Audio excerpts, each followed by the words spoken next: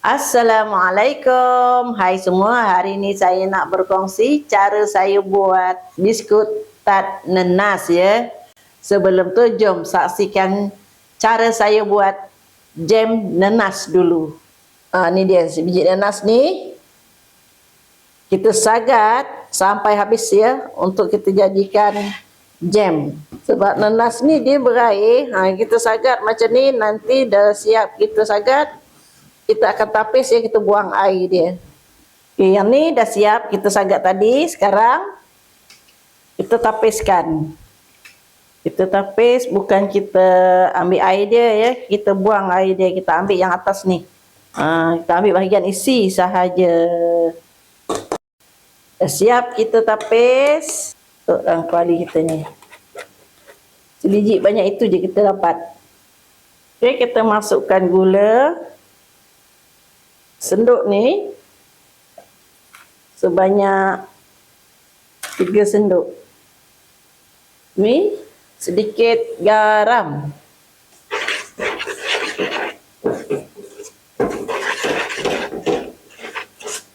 Orang tengok alah rumit lah. Beli yang dah ada. Ya betul. Banyak jual di pasaran ya yang dah siap. Tapi yang tu agak masam sedikit lah. Kalau kita buat sendiri ni, kita boleh agak-agak manis yang kita nak.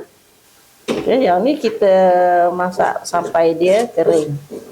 Sini saya ada sedikit margarin, masukkan sedikit sahaja. Lebih kurang 1 sudi kecil. Zaman dulu banyak rambutan yang masam-masam tu. Saya suka masak, buat jam.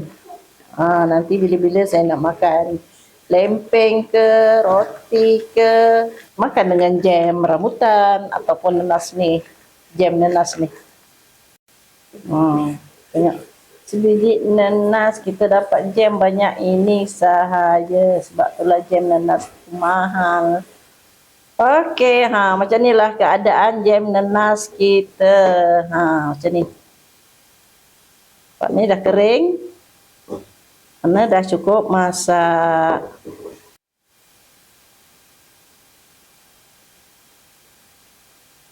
Ni dia jam nenas kita dah pun sejuk ya. Yang ni 3 biji ya. Yang saya tunjuk tu, saya buat tu 1 biji nenas. Tapi yang ni dah siap. Dah sejuk. 3 biji. Saya buat 3 biji sebelum tu. Okey. Ni. Okay, ni bahan untuk kita buat biskut. Ni 3 cawan tepung gandum. Ni setengah cawan tepung jagung. Ni 2 sudu besar tepung custard. Ni 1 sudu besar gula custard. 2 sudu besar susu pekat manis. Kuning telur 2 biji. Dan 1 cawan mentega. Kalau nak guna pelanta pun boleh. Margarin pun boleh. Kalau margarin dengan pelanta tu kita bajet lah. Kalau kita nak premium, ada 1 lagi butter yang paling sedap. Okey, yang ini mentega ataupun pelanta pun boleh. Sebanyak 1 cawan. 1 cawan berat dia 250 gram ya. Okey, ni kita masukkan mentega. Ni gula custard. Pekat manis. Kuning telur sebanyak 2 biji ni kita terjunkan je. Ini garam setengah sudu kecil ya. Esen vanila setengah sudu besar. Dan kita masukkan tepung gandum. Tepung jagung. Tepung custard.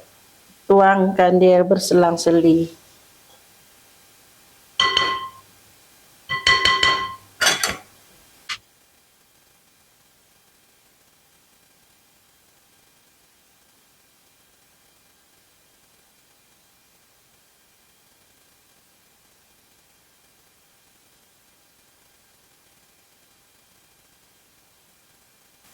Okey, adunan kita dah pun siap. Macam inilah adunan kita. Okey, sebelum tu inti ni kita gentelkan bulat-bulat ya sebelum kita masukkan ke dalam acuan kuih tat kita. Okey, kali ni saya menggunakan acuan cube ya. 4 segi macam ni. Nampak ni.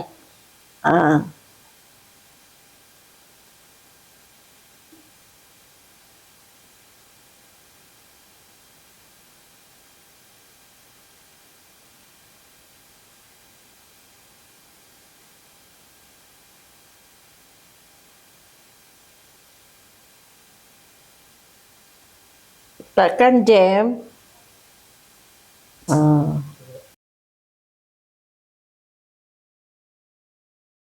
Dan kita tutup semula.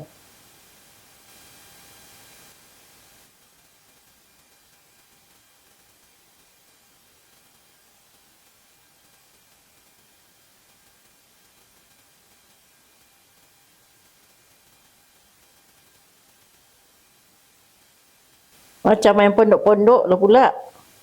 Macam ni. Okey. Okey, yang ni dah siap. Nampak ni? Kita simpan dalam peti ais selama 20 ke 25 20 ke 25 minit ya, supaya adunan kita ni keras dan senang kita keluarkan daripada acuan ni. Okey. Okey, ini bahagian last ya. Ini untuk kita sapukan bahagian permukaan kuih tart kita. Okey, kita masukkan sedikit pewarna kuning dan sedikit minyak. Lebih kurang 1 sudu kecil sahaja. Okey, ni kuih kita baru saja saya keluarkan daripada peti ais. Ini je kita keluarkan. Bismillahirrahmanirrahim.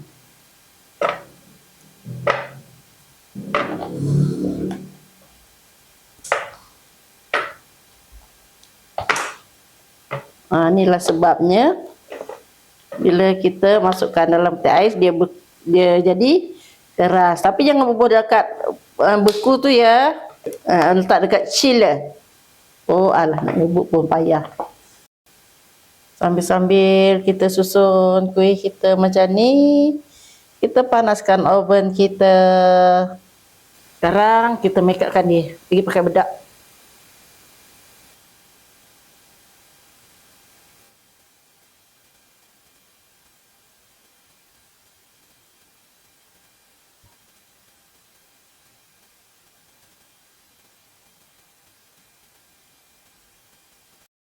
Okey, semua dah siap. Sekarang kita nak bakar dengan suhu 180 darjah Celsius.